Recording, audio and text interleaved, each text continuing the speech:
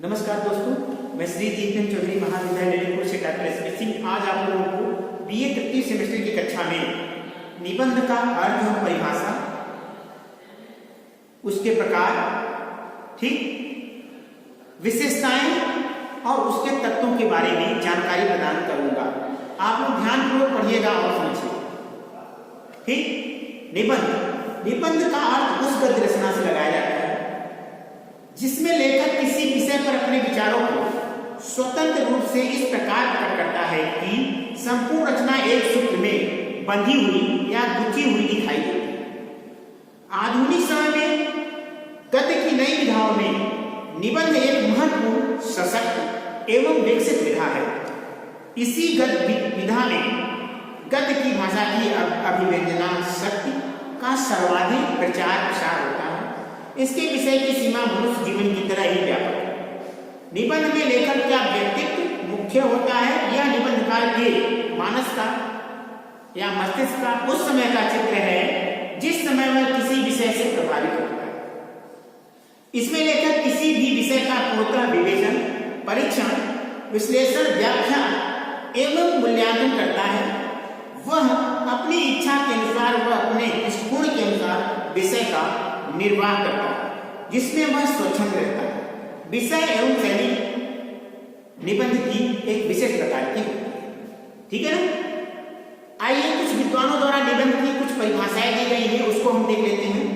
बाबू गुलाब राय के अनुसार निबंध की परिभाषा क्या है? निबंध उस गद्य रचना को कहते हैं जिसमें एक सीमित आकार के अंदर किसी विषय का वर्णन अथवा प्रतिपादन एक विशेष निजीपन, स्वतंत्रता, सौष्ठव व सजीवता तथा आवश्यक संगत एवं संबद्धता के साथ किया गया। आचार्य रामचंद्र शुक्ल के अनुसार निबंध परिभाषा क्या दी है? आचार्य रामचंद्र शुक्ल कहते हैं कि यदि गद्य कवियों की कसौटी है तो निबंध गद्य की कसौटी है। ठीक, पंडित श्याम सुंदर दास के अनुसार निबंध की परिभाषा क्या है? निबंध वह लेख है जिसमें किसी गहन विषय पर विस्तार पूर्वक व पांडित्यपूर्ण ढंग से विचार किया गया।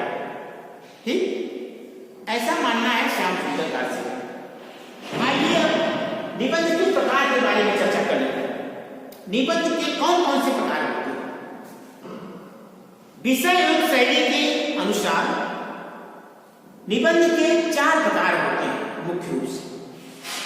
विचारात्मक निबंध, भावात्मक निबंध, वर्णात्मक निबंध और विवरणात्मक निबंध। विचारात्मक निबंध, इस तरह के निबंध में बुद्धि तत्व की प्रधानता होती है और विचार दबा कर तथा कस कर भरे जाते हैं। इसमें तर्कपूर्ण विवेचन, विश्लेषण एवं गवेषणा का स्वामित्व होता है एवं विषय भी अधिकांशतः मनोवैज्ञानिक, शास्त्रीय, दार्शनिक, विवेचनात्मक इत्यादि होते हैं। इसके लेखन हेतु चिंतन मनन और अध्ययन की अत्यधिक आवश्यकता होती है। श्याम सुंदर दास का कर्तव्य और सत्यता, विनोबा भावे का चीर तावड़ी की साधना, आचार्य रामचंद्र शुक्ल का मित्रता, राजेंद्र प्रसाद का भारतीय संस्कृति इसी तरह के निबंध के उदाहरण हैं।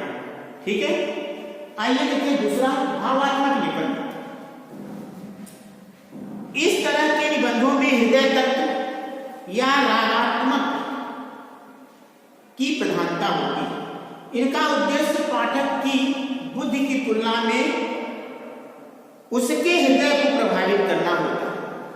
इनकी भाषा सरल, सुंदर, ललित व मीठी होती है और भावों को उत्कर्ष देने के लिए कल्पना एवं अलंकारों का उचित प्रयोग किया जाता है। ठीक है, इनके वाक्य विन्यास सुगम और शैली कवित्वपूर्ण होती है। इस तरह के निबंधों के प्रमुख निबंधों में राम वृक्ष बेनीपुरी का, नीवगी और वियोगी हरि का विश्व मंदिर इत्यादि हैं। ठीक, आइए अब देखते हैं तीसरा निबंध है वर्णात्मक निबंध। इन निबंधों में किसी भी वर्णीय वस्तु, स्थान, व्यक्ति, दृश्य इत्यादि का निरीक्षण के आधार पर आकर्षक, सरस व रमणीय रूप में उल्लेख होता है। इनकी 2 प्रकार की शैली होती है। एक में यथार्थ का वर्णन किया जाता है, दूसरी में अलंकार का वर्णन होता है। यथार्थ वर्णन सूक्ष्म निरीक्षण व निजी अनुभूति के आधार पर किया जाता है और अलंकृत वर्णन में कल्पना का उपयोग होता है। इन निबंधों में चित्रात्मकता, रोचकता, कौतूहल व मानसिक प्रत्यक्षीकरण कराने की शक्ति होती है। बहुधा इनकी शैली प्रायः सुगम, सुबोध व सरल होती है। चौथा है विवरणात्मक निबंध।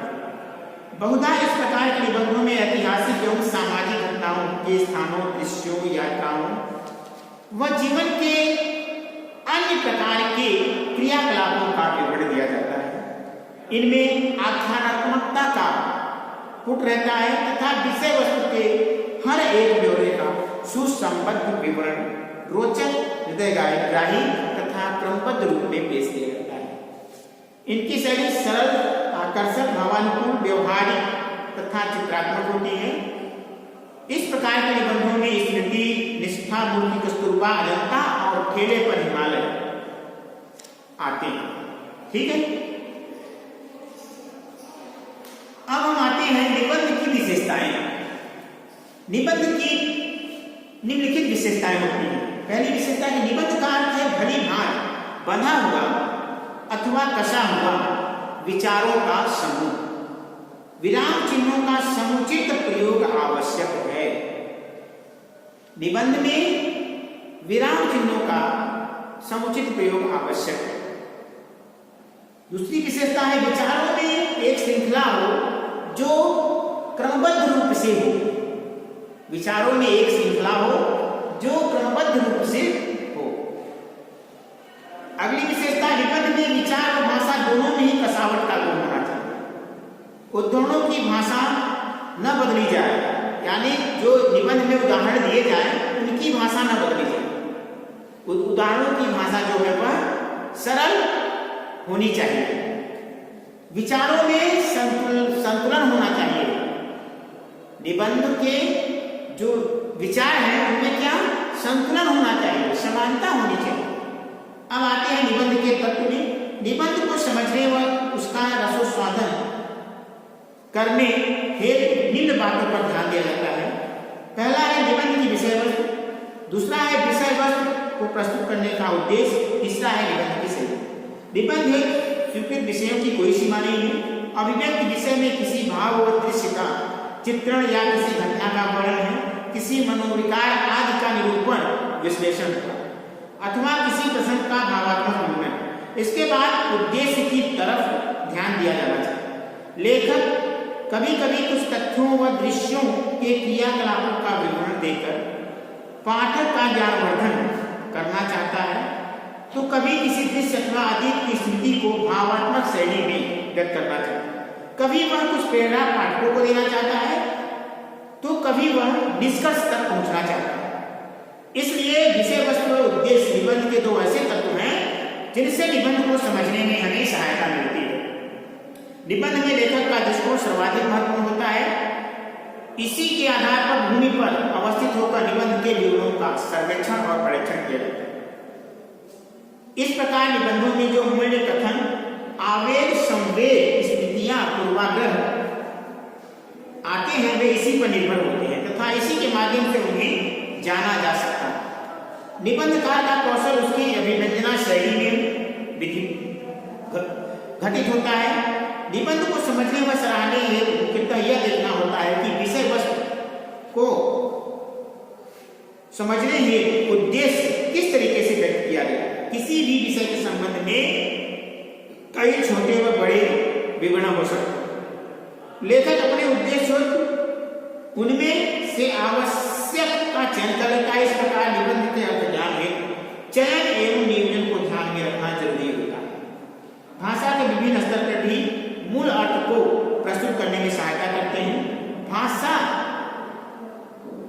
के विचारों को सुस्पष्ट वाक्यों एवं स्वाभाविक शैली में प्रस्तुत करना और भी ज्यादा महत्वपूर्ण है। ठीक है, निबंध रचना शैली के प्रकार। निबंधों की विषय वस्तु को सजाने के ढंग का नाम क्या है? शैली। शैली का अर्थ है भाषा का शैली, जिसमें भाषा के बाहरी व आंतरिक रूपों का समावेश। निबंध में निम्नलिखित शैली का प्रयोग किया जाता है। पहली जो शैली है व्यास शैली, दूसरी है समास शैली, विवेचना शैली, व्यंग्यात्मक शैली, आवेश शैली, संलाप शैली, प्रलाप शैली, निगमन शैली और आगमन शैली इत्यादि शैलियों का प्रयोग निबंध में किया जाता है। किसके लिए किया जाता है? निबंध की विषय वस्तु को सजाने के लिए शैलियों का प्रयोग किया जाता है। ठीक है बच्चों, आज के लिए इतना ही। उम्मीद करता हूं कि मैंने आपको जो निबंध का अर्थ, परिभाषा एवं उसके प्रकार, विशेषताएं और उसके तत्वों के बारे में जानकारी प्रदान की, वह आपको अच्छी तरह से समझ में आ गई होगी। बहुत बहुत धन्यवाद।